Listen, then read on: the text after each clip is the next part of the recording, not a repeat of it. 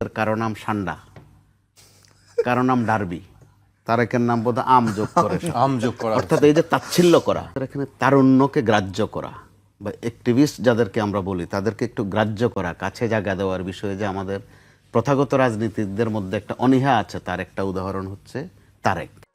অথবা আমি যদি নাম বলি আরো এনসিপির যে নেতারা যারা বৈষম্য বিরোধী ছাত্র আন্দোলনে ছিল, আপনি তাদের বিষয়ে কিন্তু এরকম একটা খেয়াল আছে যে আপনি খেয়াল করে দেখেন তাদের কারো নাম সান্ডা, কারো নাম ডার্বি, তারেকের নাম বোধ আম যোগ করে আম যোগ করা অর্থাৎ এই যে তাচ্ছিল্য করা।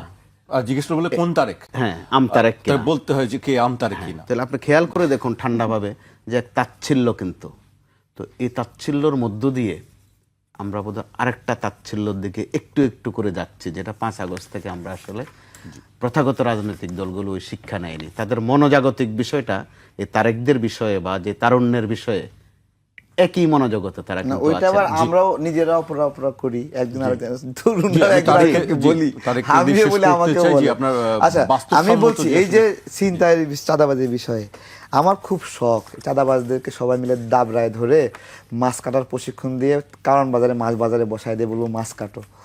সেটা কি করবে তারা? হ্যাঁ হ্যাঁ, এটা তো পরিশ্রমের কাজ। করতে হবে, না করলে দৌড়ের উপর থাকবে, একবার সোজা বিষয়। ঠিক আছে, যেহেতু এমপি হব, পুলিশ প্রশাসন আমার কথা শুনবে, এলাকাবাসী শক্তি দেবে, এদের জীবন জাহান্নাম করব। ঠিক আছে।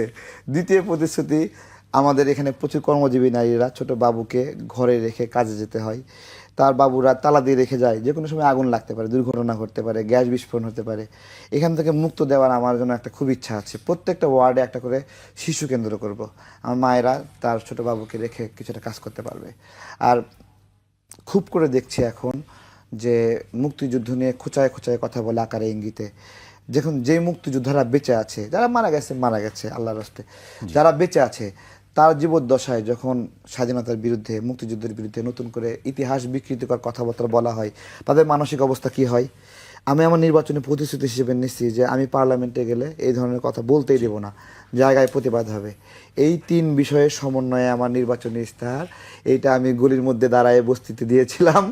তো এই আর কি বিষয়, সবার কাছে যাচ্ছি, বলছি, বেশি মাইকিংও করতে পারছি না, অল্প কিছু ব্যানার ফেস্টুন লাগিয়েছি। তো দেখা যাক কি হয় তারপরে।